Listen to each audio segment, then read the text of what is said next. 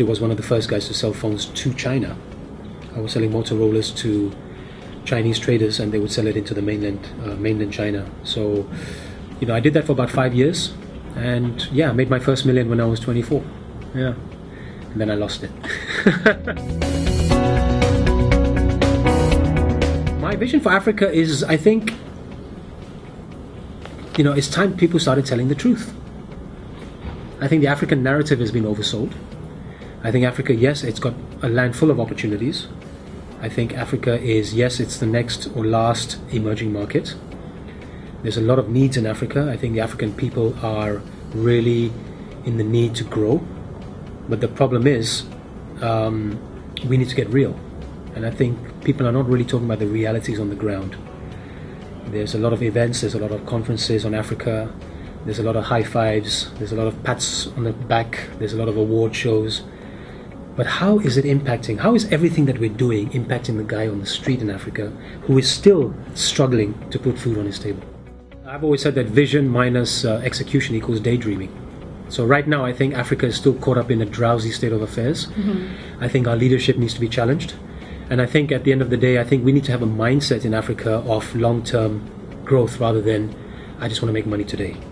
And I think it all comes from the mindset, it all comes from education, it all comes from the lifestyles that we lead from a very young age. We have to be very focused on our education for the kids, and we have to teach the kids about leadership, motivation, inspiration, entrepreneurship, self-sustenance, instead of always having this thing about, I'm waiting for something to happen. It's not going to happen. You got to make it happen. And I think we have to instill that in our kids from a very young age, so that by the time they get to 16, 17, 18, we don't have this handout mentality. Got to be self-sustaining. Yeah. Chinese have taken care of themselves. The guys in Dubai have taken care of themselves, and they had nothing but sand. Why can't we, as one of the richest continents on the planet, why are we still the poorest? Because we don't take care of ourselves. What motivates me now is very different to what motivated me when I set up MyPhone, my first African device brand that we set up in 2008. At that time, I was motivated about creating an African brand for African people. I was motivated about empowering the next 500 million people with access to low-cost technology. I was motivated by making money. But my values have changed over time. I've come to realize that, it's actually not about the money. It's more about what is my contribution to society, what's my contribution to people who are coming up, what is the learnings that I can pass on. Pablo Picasso had a very famous expression, I don't know if you've heard it. The meaning of life is to find your gift. The purpose of life is to give it away. And that's what I think my motivation now comes out of, being able to take the last 20 years of pain, creating something beautiful out of it, and being able to help entrepreneurs and people in general. Just help people in general, because I think that's what people need. They need help.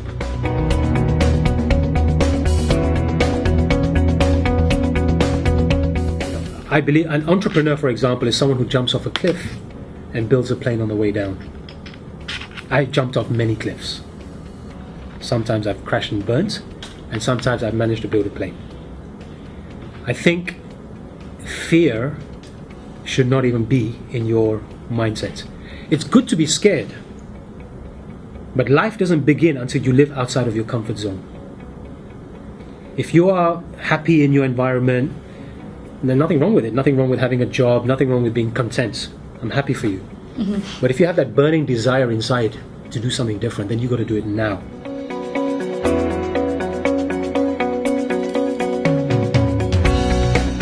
I don't know whether I would call myself a success, because success is normally measured by how much money did you make, But I think my success has been my learnings, and the fact that I've been able to experience and see a lot of things that most people wouldn't.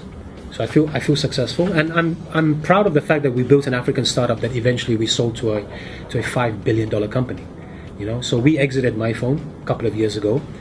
So I'm satisfied in in certain aspects of our journey, and yes, I could say we are a success. But in hindsight, obviously, we always say, I should have, could have, would have done it a bit better.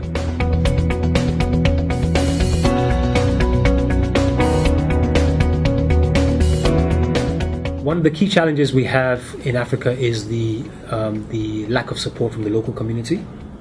They themselves don't embrace African brands or innovation. Everyone looks at the West. Everyone thinks that foreign brands are better. I think we need to have better access to funding, especially for SMEs, which is the majority of the businesses in Africa. We've got to have cheaper rates of funding, and we've got to have a bit of less of and I talk about it in the book, I call it the double G phenomena. In Africa, you've got the double G phenomena, which is you're going to deal with the gatekeepers, those guys who block you from making progress, and you're going to have to deal with the gravy trainers, the guys who want some money for you to succeed. It's a double G phenomena, right? It happens in Africa. I'm just very vocal about it because I faced it. If we can reduce the barriers to entry, then I think, ultimately, I think it gives everyone some hope.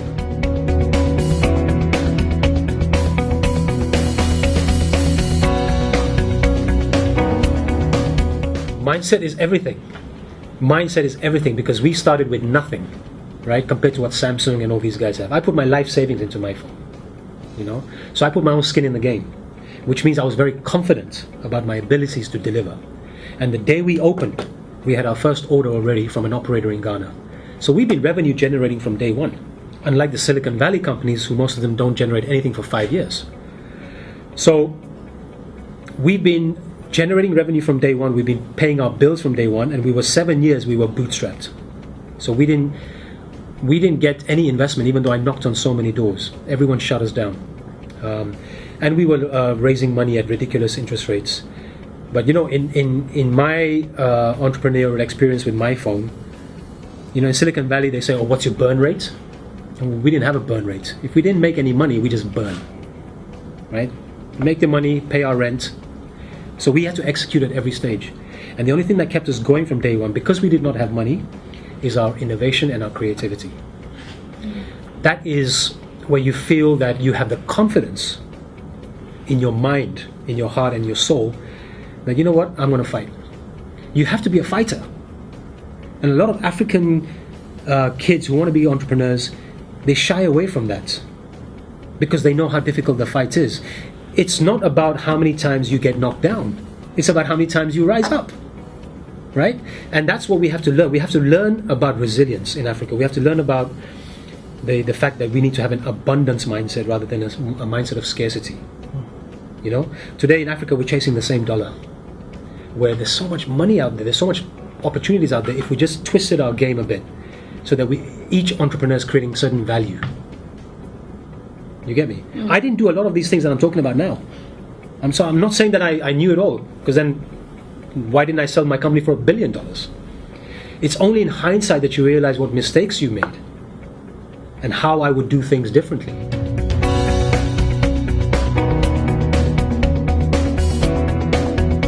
My main advice, if coming from a business perspective, like if I was to set up my phone today, for example, I would do it in a completely different manner. I would do it in such a way that, besides adding value to someone's life by giving them a cheap smartphone so they can make phone calls, what else am I adding in the phone so that the phone actually becomes a tool rather than a phone? Because to the average African consumer, the world is not round. It's a 5-inch screen. This is where they do all their business from. What services can I provide that can help them become better at what they do because of the convenience? Right? So I would have done things differently. I would have most likely set up my phone in Silicon Valley. I wouldn't have set it up in Africa. Because in Africa, entrepreneurs in some cases are seen to be pests. Whereas in Silicon Valley, entrepreneurship is embraced.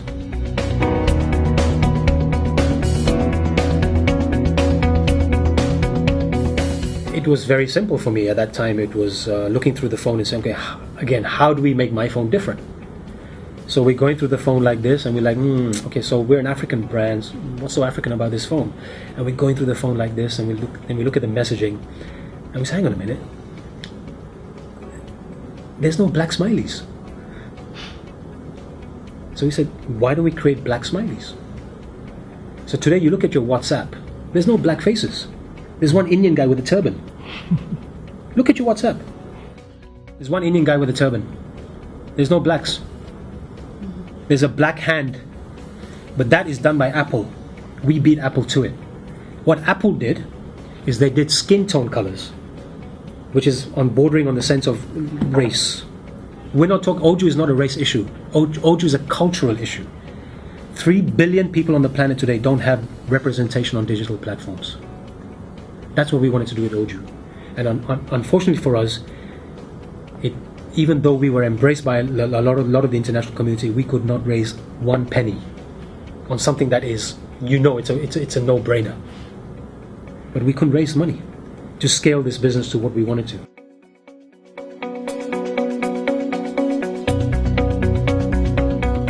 So Tested is all about my journey over the last 30 years. It's a roller coaster global business adventure spanning 4 continents. Hong Kong, China, Dubai, Mauritius, Africa. It's what happens when you live outside of your comfort zone. And the reason I call it Tested is because I believe now in life I have been thoroughly tested in the art of the hustle, the art of entrepreneurship, and the art of just keeping the human spirit going regardless of the amount of challenges you face with. I have been very, very broke, and I have had a lot of money. So I've lived both extremes. And I always say to people is, the dream is free, but the hustle comes at a cost. So you can dream. Dreams are free. Ideas are free. But if you're not executing on your vision, you're not going to make it a reality. But that execution comes at a price, whether it's blood, sweat, tears, or money. So I talk about that in the book. And this is not a pamphlet, as you can see. This is a 350-page roller coaster ride. At the end of each chapter, there's lessons learned. And I hope that people that read this it'll resonate with people's lives, because people will have the same kind of experiences that I've had. But I think it'll just give someone the hope that, you know what, life is not that bad. You just keep on going. Yeah. And that's what this book is about. And it's a true African story. And one of the main reasons I wanted to write this is, even though we sold the business, the realities of entrepreneurship in Africa, which people don't speak about, the dark side, the psychological issues, the depression, the emotional issues, and I write about the fact that there is, we've got to think beyond the confines of our mind as Africans. You will see very, very few stories coming out of Africa, true entrepreneur stories. Why? Why do I need someone from outside to write my story? That's true. You get me? Yeah. I wrote my own story as an African.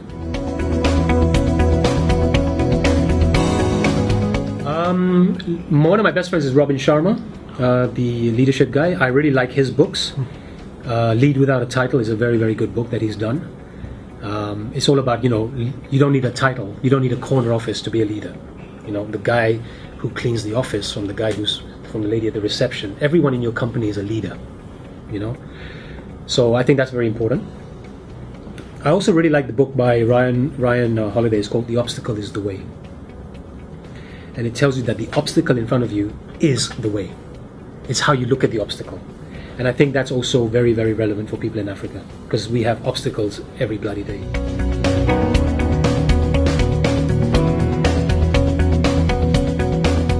Yeah, I mean, I've got a very, it's not my own quote, I quote someone else, I don't know who said it, but I would rather have the more money problems than the no money problems. You get me? Right? So, money is good. It helps things become easier. So any African entrepreneur out there, I'm like, because I've been on both sides, let me tell you, life is much easier when you have money. Create a product, create a service that's going to give you good income streams. And as my friend Robin Sharma says, don't try and be the best at what you do. Right? Be the only one to do what you do. When you're the only one to do what you do, that's value. People will come to you. Right? So you have to think about the product you have, the service you have, what business you want to get into, and say, how do I do it in such a way that I create a niche so that in this sector, I'm the go-to person for this specific thing. Then I'm the only one to do what I do. That's my challenge. Even till today, I am trying to strive to be the only one at what I do. starting with this. Because this is my story, right? You can't copy this. You can't make this up. So I'm on a new path. So, I'm not saying I'm advanced to anyone, but everyone has their own path. Yeah. And they have to make that path as smooth as possible. Unlike me, which had to learn the hard way.